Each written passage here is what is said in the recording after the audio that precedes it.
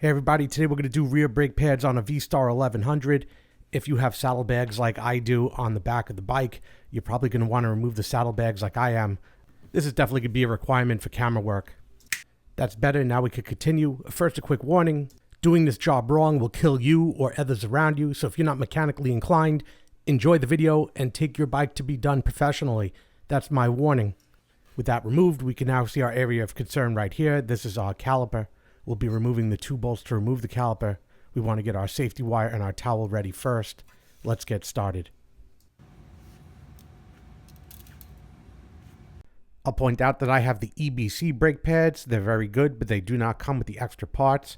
So if you're going to replace the extra parts as pointed out in the manual, you're going to have to order them separately. That includes one support pad.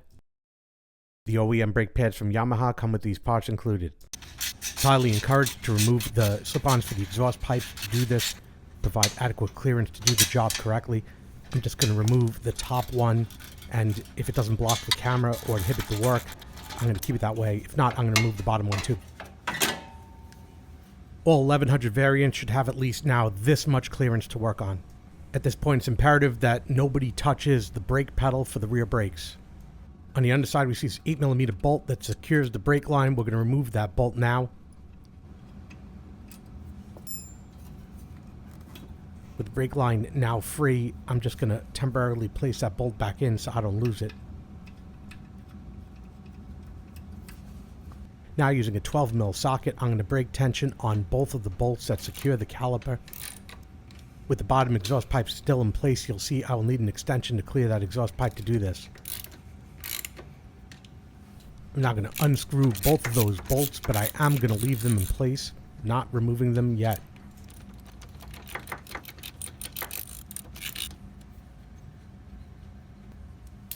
I'll now secure my piece of safety wire in a convenient place above the working area.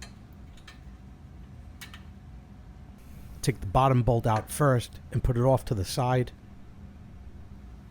Supporting the caliper with one hand, I'll then remove the top bolt. The caliper is then carefully backed out as to clear the disc, being careful not to crimp the brake line as you do this. Take your time, backed and angled. Once it clears, it should come out and forward, just like that.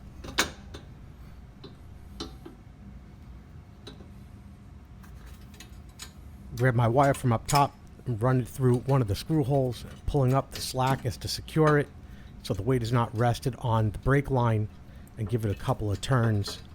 The caliper is now held by that cable and not the line. We can now rest it on it. On the front face of the caliper is a service cover. We're going to pop it off with a flathead screwdriver. There's a notch to do this. Here's what that cover looks like after I recover it from flying away. Within the caliper are two long pins that hold everything together on each side as shown, and they are held in place by a cotter pin on each side, one over here and one over here.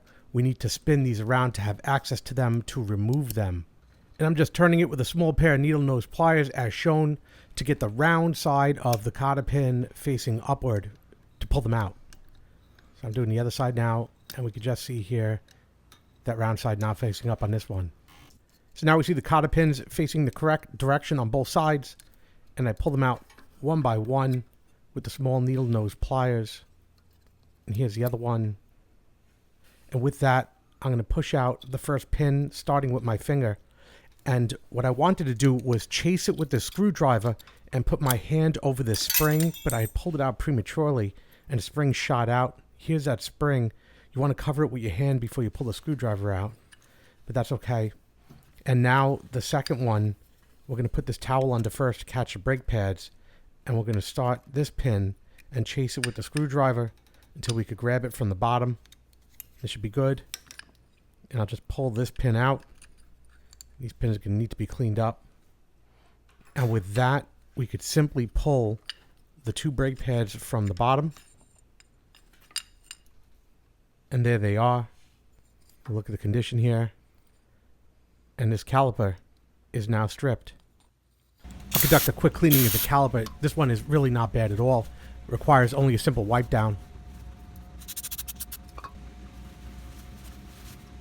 I've measured my rear pads. They still have some life left in them. I'm going to be putting them back in for this video. As such, I was sure to clean up and inspect everything on these pads. Also cleaned up and inspected these 2 bolts, as well as both of these pins. I'll be reusing my anti-rattle spring. As such, I've cleaned this up, checking for any wear or damage. Mine is fine. I have a sneaking suspicion that these are past service life. We're going to polish them up and have a look at them. We could see as I'm polishing it up that the chrome finish has been removed from the pin, the hardened portion, and now there's an unevenness to it. So even though it's polished, it's not going to be smooth for the pad to ride on. The pad will bind on this pin.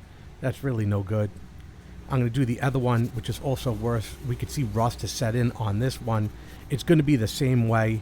These pins aren't good. I'm going to do the video installing these, but I'm going to replace them. I'm going to order new ones. Consider these no good, non-serviceable. I'm going to demonstrate what the service manual says for the next step, which I really don't have any success with, and then I'm going to show what I do. So I'm going to put a towel under here so we can see the caliper on both sides. We're going to be pushing the pistons back in. They want the bleeder valve opened and a hose connected to the bleeder valve. Obviously some way to contain the fluid that's going to be leaking out when you do that. This obviously means you're going to be bleeding the brakes after this, which you should be doing anyway. Maybe when the bike was new you could do this, but there's no way you're pushing in these pistons with your hands. You're welcome to try on your bike. Instead of using my hands, I use 2 small channel locks. We're just trying to grab the end of the piston on each side. And you don't need to give it a lot of pressure really fast. You could just gently grab the lip on both sides. Very easy pressure. Once you have it perfectly situated, very gently, slowly bring it all the way down. It doesn't go to full seat. It sits a little bit proud, but you can feel it stop. And there it is. First one's done. There's no way that kind of pressure was going to be exerted with the fingers on the corner of that metal. We'll do the top now. I'm just going to hold it in place here until I get the other one on. Grab that end, bring it around the other side, and do the same thing. And it's going to bring up the bottom one a little bit, especially if you're not opening the bleeder valve, and that's fine. You could go back to the bottom one if you need to. I found I don't have to. I like to put the thinnest amount of anti-seize on the back of the brake pad, and I mean the thinnest amount just to paint it. If you can't put a really thin amount on, then don't do it at all. Also, these holes here where the pins go through, just enough to color it. I'm using the pins here just to get it in those holes, and I could see that there's excess. I'm going to be wiping up this excess after I apply it. And I mean thin. I mean just to color it a shade of gray. Again, I am going to be removing this anti-seize, and be sure not to get any on the brake pad. I'm putting it on these pins as well. Again, these pins are not serviceable. They're only being put in for the video. They're going to be removed once the video is completed. See, there I am wiping up all excess anti-seize, only to leave the slightest silhouette in these holes and on the back cover. I'll do again the same thing for the other one. The pads will then be introduced right back into the caliper. And now I'll run the first pin through, going through the caliper, through the first brake pad, the second brake pad, and then finally to the other side of the caliper until it fully seats. I want to make sure that that hole for that pin, for the cotter pin, is facing up. It'll just be easier. And we can see that hole is in fact facing up. If it wasn't, I'd have to rotate the pin. And now I'll drop the first clip in now, snapping it into place. And then I just push it to the side. Not that I believe that's in any way necessary, nor is it required. Now I have this anti-rattle spring. Looking at it, it's not symmetrical, the shape of which points in this direction. I'm now going to place it in, and this portion of the spring is going to go under that pin I just put in. And I just want to get the pad separated so it seats in properly. I'm going to go under the other side with my finger and separate the pads so this could fall into place, and there it goes. And I'm going to need to hold this down because I'm going to need to push in the other pin so it fits over the spring. So I'm going to have to hold it with one finger, put the pin through the caliper, through the pad,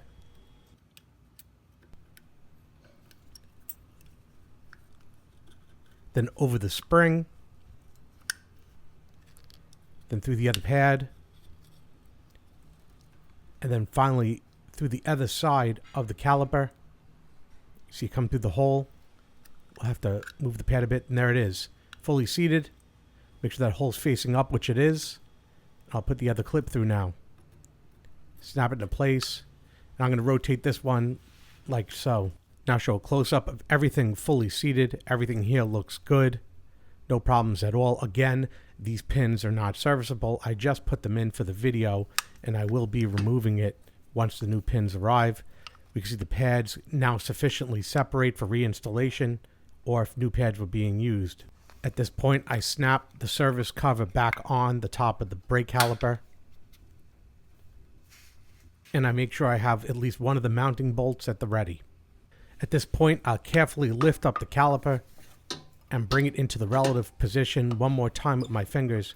I'll spread the brake pads and bring it over and around the disc, then bring it forward into position that the holes line up with the mount.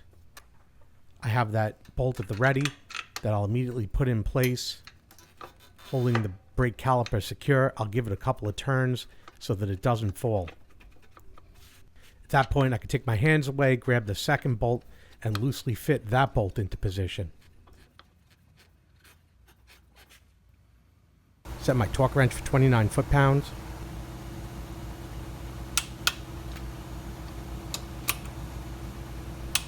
And that's it.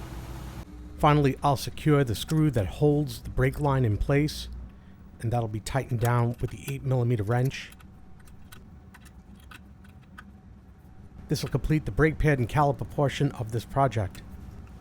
Don't be in a rush, however, to put the pipe back on just yet. You're still going to have to bleed this system. The opening of the bleeder to push in the pistons left everything spongy. They're going to definitely have to be bled. I have a video that talks all about this. Click on the link in the top right for an instruction to bleeding the rear brakes. And have all your equipment ready to do this while everything's open. And that concludes this video on the rear brakes for VSTAR 1100. I hope you found it enjoyable, entertaining, and informative. Click the like button down below, helps me out a lot when you do, and click the subscribe button to be notified about more videos like this when they come out. Again, I hope you enjoyed this video. Thanks for watching. Thanks for watching. Would you like to reply?